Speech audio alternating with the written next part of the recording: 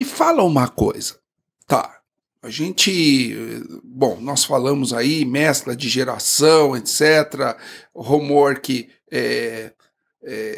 o sistema híbrido de empresas, a empresa para trazer alguém de volta tem que ter um objetivo para essa nova geração. Quer dizer, eles não são submissos a qualquer coisa, não, né? Você tem que ter um propósito para ele, senão ele vai para outro canto, enfim. O lance dele é ter um objetivo de vida. Eles estão mais ou menos ansiosos. Mais ansiosos. Por quê? Se é uma geração que aprendeu a lidar com planejamento, com saúde, para fazer exercício, é vegetariana, por que essa geração está mais ansiosa? Por conta de como a sociedade está se modelando. E eu falo que depois que lançamos o smartphone, a vida mudou. Então as redes sociais estão modelando o comportamento deles. Porque é a necessidade do postar, do mostrar, e você consome uma coisa que você não sabe se é verdadeira.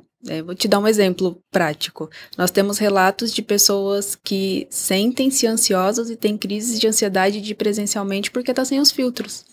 Então, como é que eu vou mostrar minha cara ali, que não tá com filtro, eu não tô perfeita, eu não tenho nenhum... Quer dizer, quase nunca apareceu presencial no trabalho. Muitas pessoas foram contratadas online e precisaram vir depois de 1 ano e meio na empresa.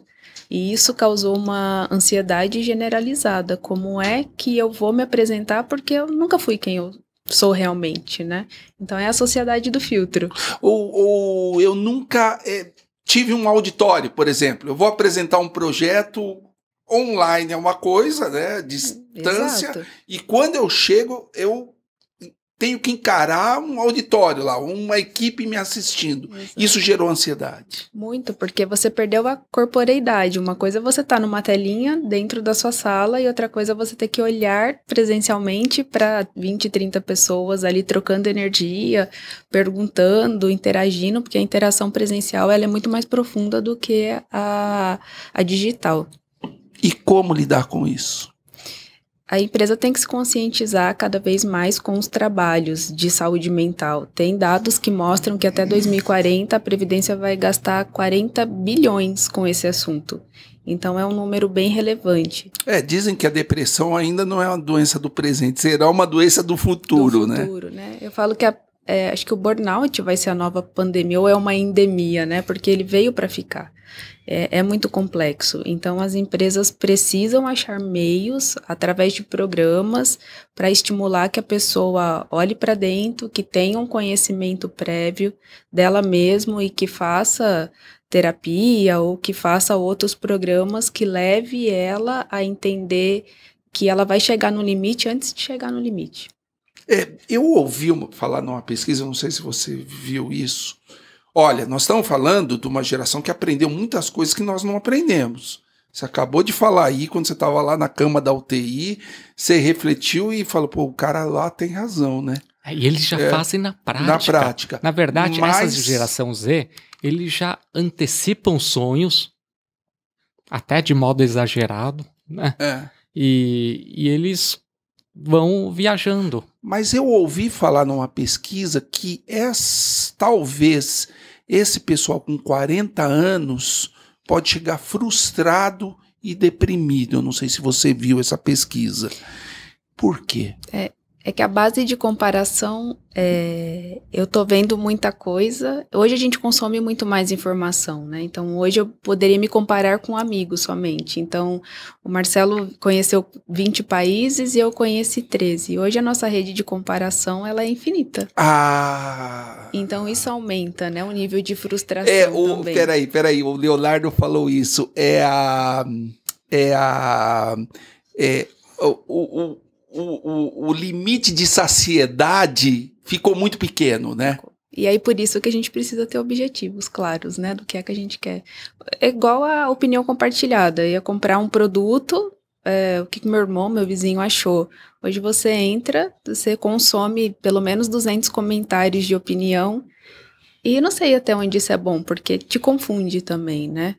Porque é a opinião de pessoas que têm construtos diferentes, que têm bagagens de vida diferentes. Que são diferentes, não né? vai acrescentar em nada para você, mas você consome e você se contamina com aquilo de alguma forma. Quer dizer, é uma necessidade desenfreada de saciedade, Exatamente, talvez isso. Exatamente. Que você tem facilidade de adquirir informações ou adquirir produtos com muito mais facilidade do que você tinha no passado. Exato, e isso aumenta o nível de ansiedade. Quer dizer, quando eu era adolescente, se eu ganhasse uma caneca dessa aqui, pra mim, pô, ganhei uma caneca. Não, isso aqui... Agora você vai dar um Google e ver a procedência da caneca, se tem a cor mais bonita dessa caneca. Não, essa aqui não é... É mais ou menos isso. Exatamente.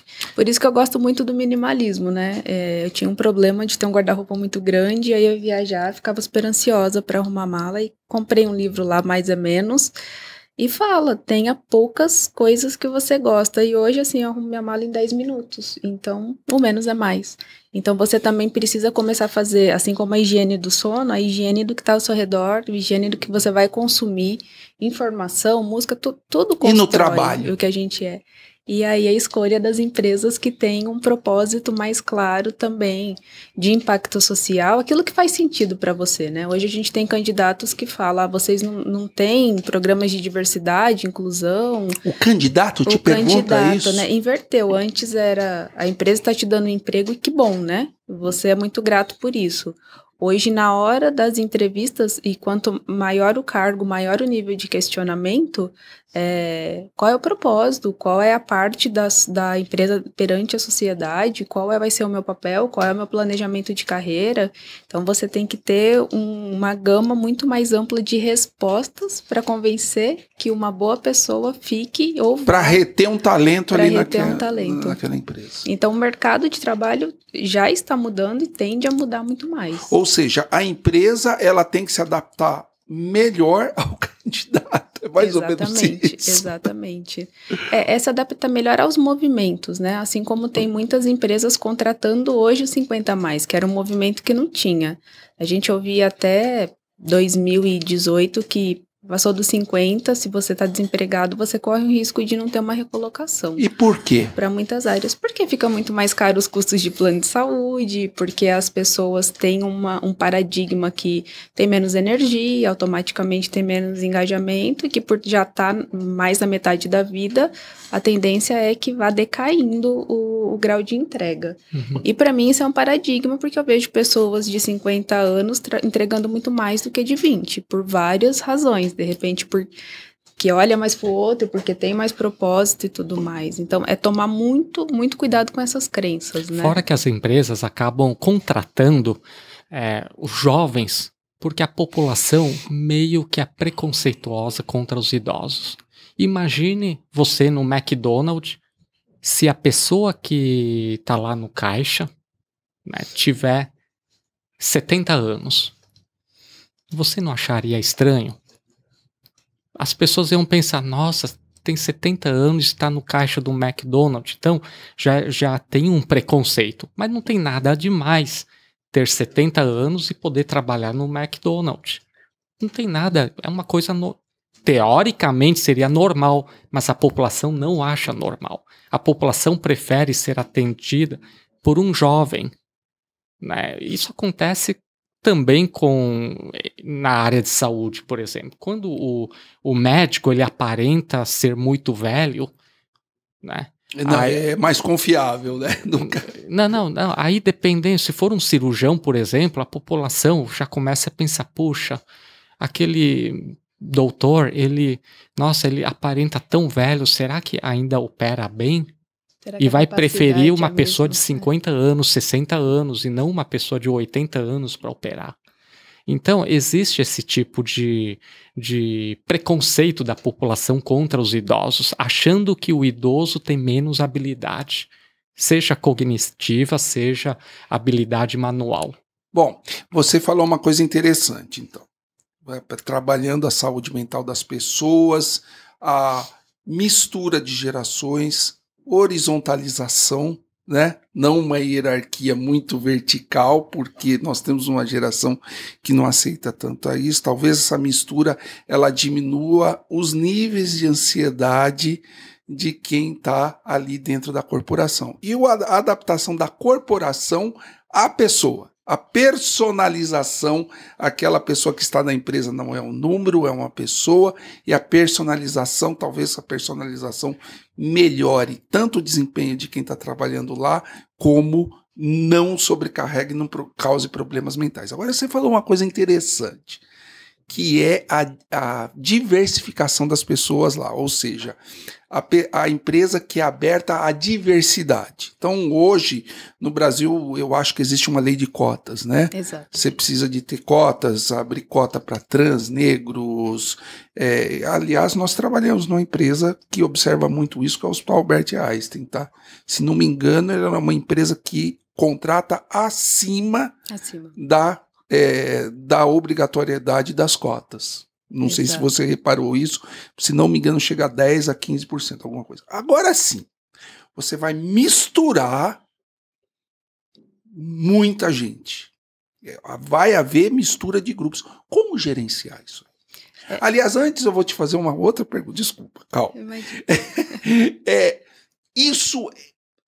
Isso é mais aceito pela sociedade. Quer dizer, a empresa, quanto maior a diversificação da empresa, mais a sociedade aceita, é isso? Exato, porque hoje virou parte de decisão de consumo optar por uma empresa que olha para a sociedade. E isso é um que tenha novo. Representantes da sociedade. Exato. Multirepresentantes de culturas e de raça, cultura, opção sexual, gênero, etc. Tudo mais, exato. E aí, o grande ponto é preparar a liderança, né? Você não adianta Aliás, eu usei um termo errado, opção sexual não. Gênero. Gênero. Nossa, Geraldo, isso é terrível. Exato. Porque a gente foi setup, né? Não, e a gente foi setup dessa maneira, né? A gente cresceu dessa maneira, a gente foi... Então, quer dizer, a sociedade olha com um olho melhor para essas empresas. Com um olho melhor. As empresas que não estão olhando para esses aspectos, elas tendem a não ficar no futuro. Porque esse é a geração que consumirá os produtos, ela vem olhando muito para isso. E como fazer isso dentro da empresa? Exatamente. Né? Você trouxe representantes da sociedade. Imagina, o Congresso é uma representação da sociedade. Imagina, eu vejo a briga e os choques lá dentro do Congresso, né? Exato. Os apertões, os empurrões, das cotoveladas, né? Da representação. Como é que gerenciar isso dentro de uma empresa? Exato. É preparar a liderança. Então, quando as empresas chegam e falam, Grazi, a gente precisa falar de diversidade e inclusão. Eu falo, ok. Então, vamos entender como esse público entende primeiro a diversidade e inclusão. Porque se eu coloco uma pessoa lá que ela tem um gênero, a pessoa é gay. E aí, ela se veste como menino, mas opta por ser menina. Qual banheiro essa menina vai utilizar? Como é que as pessoas lá dentro vão ver isso? Quanto é que eu preparei para receber isso? Quanto é que esse assunto já estava em pauta? Que é o assunto mais espinhoso, né? Exato. Então, colocar na roda. De novo, né? Eu vou muito para a cocriação, porque a hierarquia daquilo, o chefe manda, eu obedeço. Aí isso acabou. Não acabou, mas ela tende a se extinguir, porque é no coparticipativo. E é legal, porque às vezes a pessoa que está ali na frente, ela entende a situação e consegue ver aspectos de quem está fazendo o projeto lá em cima, idealizando, não tem a vivência. Então você ela tá no chão da fábrica, né? Exatamente. Ela que tá ali no chão, ela que tá no jogo, né? Ela que tá no na linha de frente. Então, quando você traz essa pessoa para participar da decisão, o seu projeto tende a ser muito mais rico e muito mais valioso. E quanto mais distanciamento entre a chefia e esse grupo, você acha que é pior para a saúde mental dessas pessoas? É pior para a saúde mental, porque impacta em tudo, né? Se a empresa erra num projeto, vai ter um culpado que vai reverberar para outra, que alguém tomou a decisão errada, e a decisão errada normalmente vem por não tomar a decisão em grupo.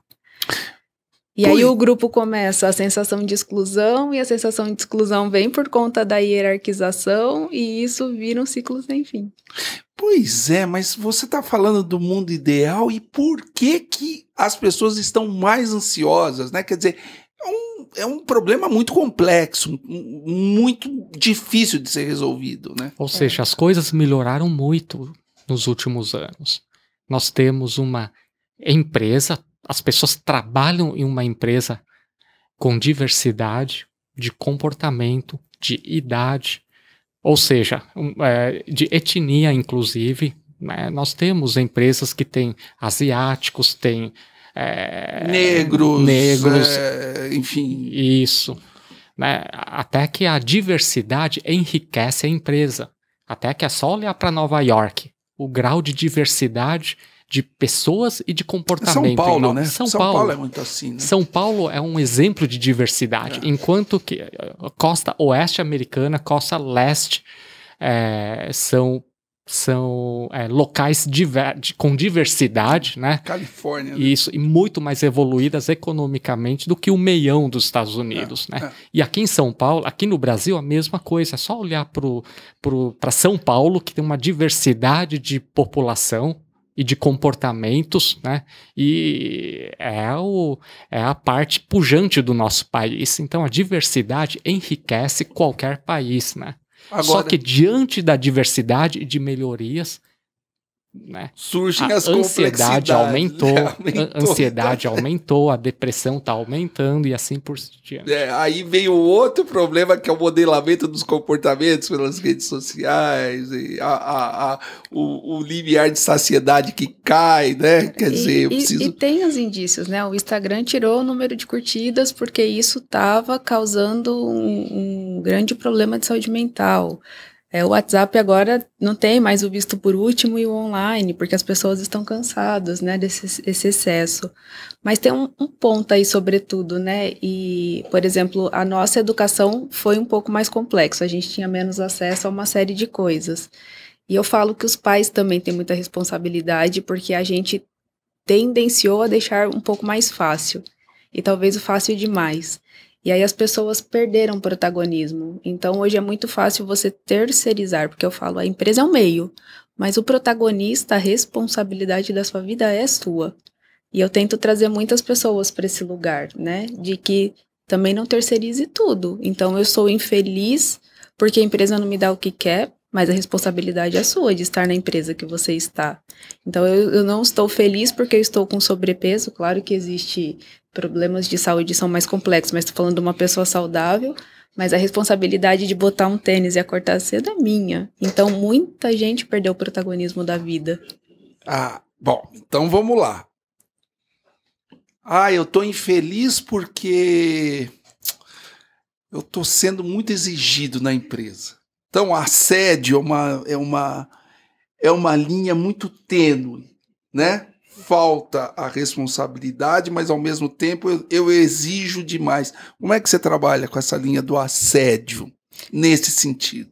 Tem que entender o que é assédio, né? Porque hoje está muito banalizado. Tudo é assédio, né? Exatamente. Tem que tomar muito cuidado, né? Então, eu estou vendo isso como um assédio porque eu estou cansado e eu não tenho força para mudar, eu realmente estou sendo assediado. Claro que acontece, claro que existe, que tem pessoas que não sabem lidar com pessoas, que tem um grau de exigência excessivo, mas o quanto também eu não estou sendo protagonista da minha história, aí eu vou voltar para o protagonismo, né? Porque é muito mais cômodo eu estar numa zona de conforto e terceirizar essa responsabilidade do que eu assumir a responsabilidade da mudança. Então, tem que tomar muito cuidado, né, com a palavra assédio, com a palavra bullying, com todas essas palavras nós vamos que estão falar. muito Eu vou falar de palavra, hoje no mercado. Vou de palavra em palavra. Então, quer dizer, como que você vai intermediar uma situação de assédio? Você vai estudar o assediado e vai estudar o assediador. Como é que você consegue chegar à conclusão? Ele está sendo ou não assediado? Hoje a empresa tem canais que antigamente chamavam canais de denúncia, né? Mas teve a tendência da comunicação não violenta e o mercado tem praticado muito isso. E hoje chama-se canal de acolhimento. Então o canal é aberto para os dois, tanto para quem está sendo denunciado ou para quem denunciou. E a gente tenta ser o mais isento de emoção possível para entender o que está atrás, né, da fala daquela pessoa, o que levou a pessoa a sentir-se assediada, o que levou o assediado a fazer. Então, hoje é... Intermediação. intermediação e também um respaldo por profissionais qualificados, porque antigamente você chegava lá e demite aí e tudo, né? Então hoje a empresa se preocupa de ter um bom psicólogo, de ter um bom psicanalista, de ter um bom intermediador dentro da empresa, porque a comunicação é um fator importante e é muito valorizado hoje em dia. E como que você faz, por exemplo, você falou de terciarização, mas, por exemplo, uma pessoa está passando por problemas na vida e o desempenho no trabalho cai. E às vezes ele é exigido, ele enxerga isso como um assédio. Até onde você pode trabalhar essa pessoa para que ela possa resolver, separar os problemas pessoais dela, ou o que você falou, a terciarização, né? Aquela redução do senso de responsabilidade e poder separar isso do assédio. A pessoa ela começa dando sinais, por isso que é tão importante os feedbacks dentro da empresa. Então, se você for olhar ali até 2010, as empresas faziam feedback anual. Então, uma vez por ano, sentava-se com os empregados para falar se ele tinha ido bem aquele ano ou não, se ele ia receber um bônus por aquilo ou não. Hoje a gente estimula absurdamente que isso seja feito pelo menos de forma mensal. Mensal. E não é fácil, porque você tem que parar o seu tempo, você tem que fazer um one-on-one ali com a pessoa e entender sinais, porque o feedback não é só para que você concorde com tudo aquilo que foi dito, mas sobretudo para que você entenda a visão do outro sobre você. E isso é muito importante. E as pessoas que tendem a ter problemas de relacionamento pessoais, ela vem dando sinais. Então, se a empresa não se protege ali, não se estrutura com o feedback, ela vai ser pega de surpresa o tempo todo.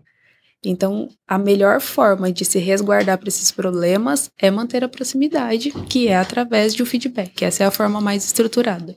E esse feedback é dado por profissionais especializados, uma equipe multidisciplinar. Uma empresa muito estruturada, ela tem o 360. Então, se você é meu gestor, você me avalia e eu também tenho a oportunidade de te avaliar.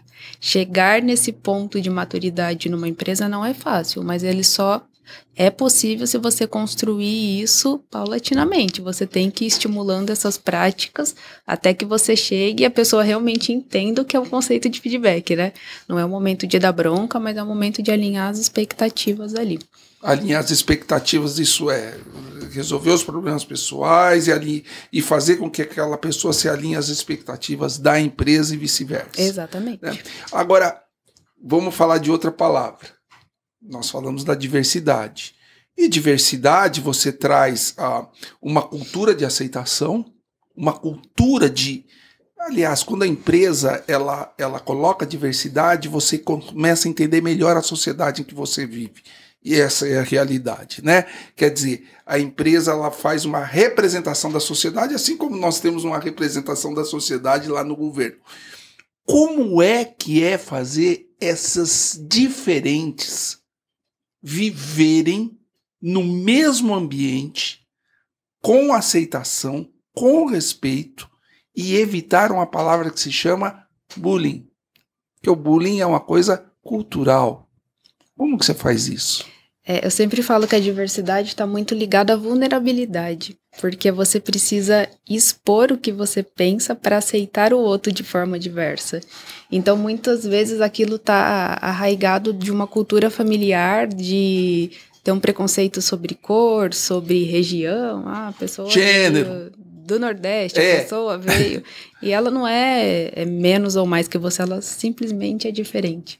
Né? Então, quando você vai para um ambiente diverso, você precisa estimular a vulnerabilidade, que é saber falar sobre o seu sentimento. Por que é que eu não aceito o outro daquela forma? Porque ele é diferente de mim, mas se ele é diferente de mim, eu não aprendi a aceitar por qual motivo? Por que você não aceita? Né? Exatamente. Então, por que você tem preconceito? Né? E estimular essas rodas de conversa. De novo, né? A fazer o outro aprender a olhar para si. Essa é uma tendência de mercado aí, que a gente tem as hard skills, que são as competências técnicas, as soft skills, que são as comportamentais, e agora a tendência são as inner skills, que é aprender a olhar para dentro para entender o que aquilo reflete no meu ambiente, seja ele de trabalho, seja ele pessoal.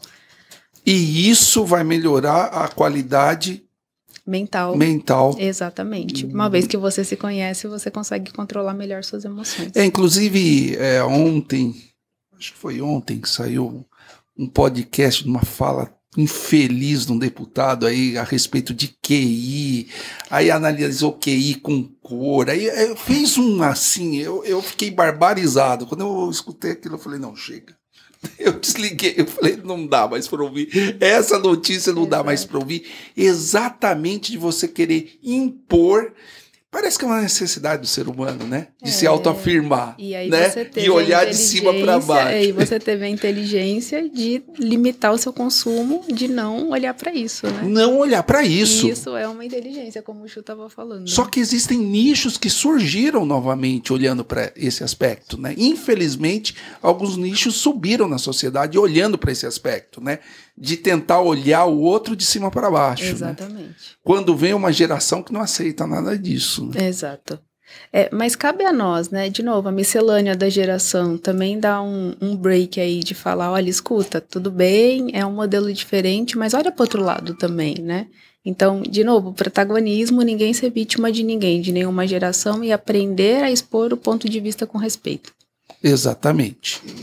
O Edson, eu queria que você falasse um pouquinho sobre as esferas de inteligência e a inteligência. A gente já viveu bullying na nossa vida pessoal. E a gente sabe o quanto o bullying impacta na vida das pessoas, desde a idade escolar até o trabalho.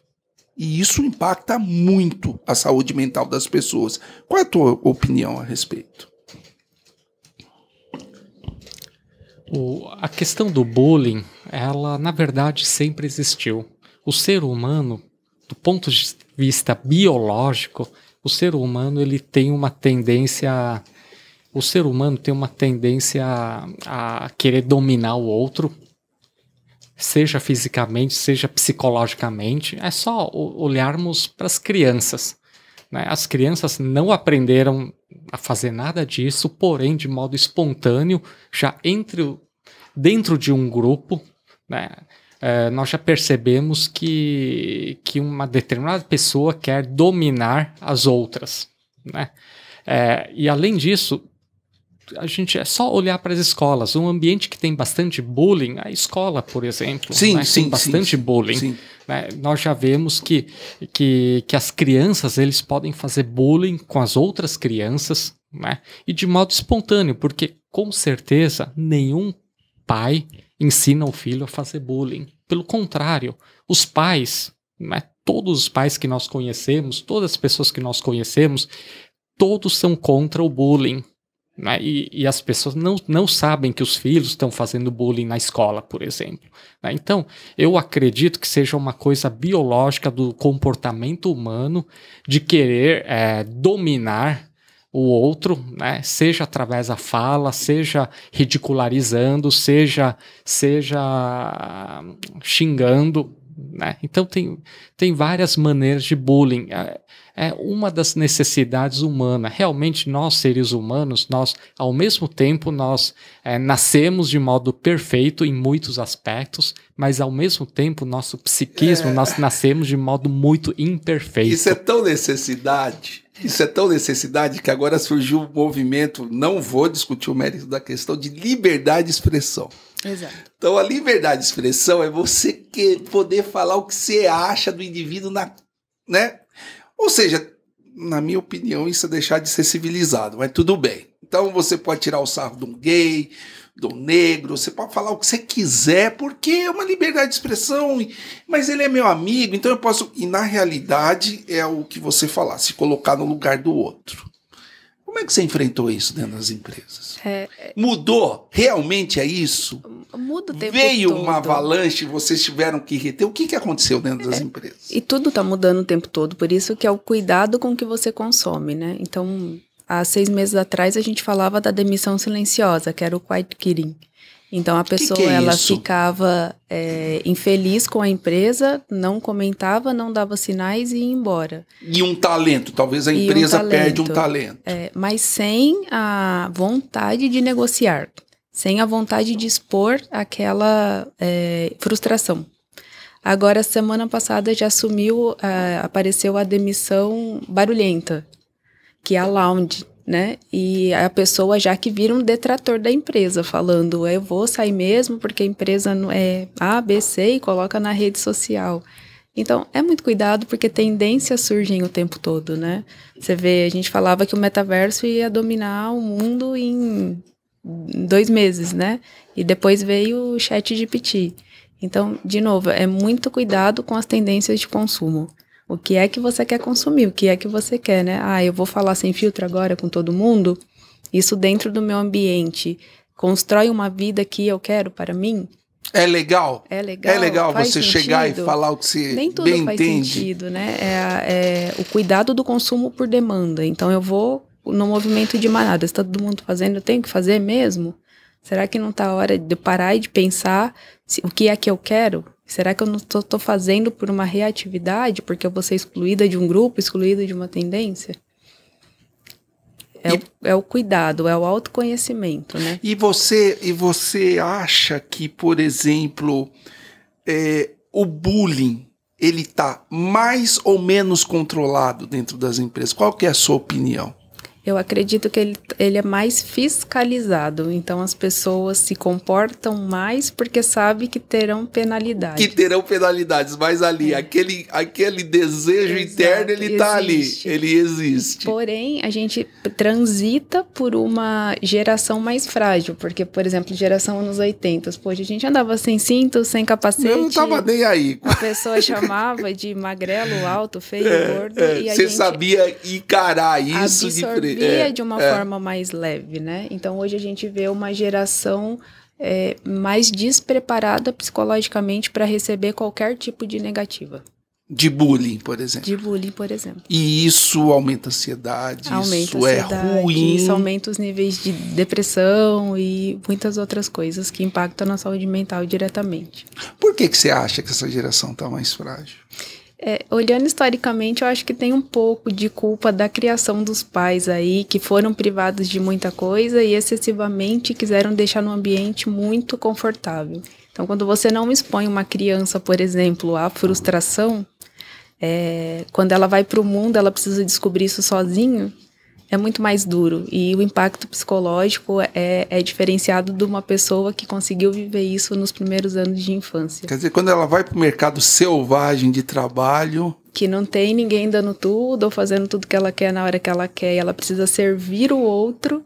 E quando ela encara um bullying, quando ela encara um assédio, entre aspas, ela é mais frágil para enfrentar. Ela não sabe como se comportar. Então, como ela não sabe, é do cérebro, né? Ou é luta ou é fuga. E essa geração tem a tendência da fuga. Então, ela vai pro casulo, então ela se deprime ou ela fica ansiosa dentro da caixinha dela. Eu uso um termo, não sei se é um termo correto, você pode me corrigir. Nós pais estamos criando pets, é isso?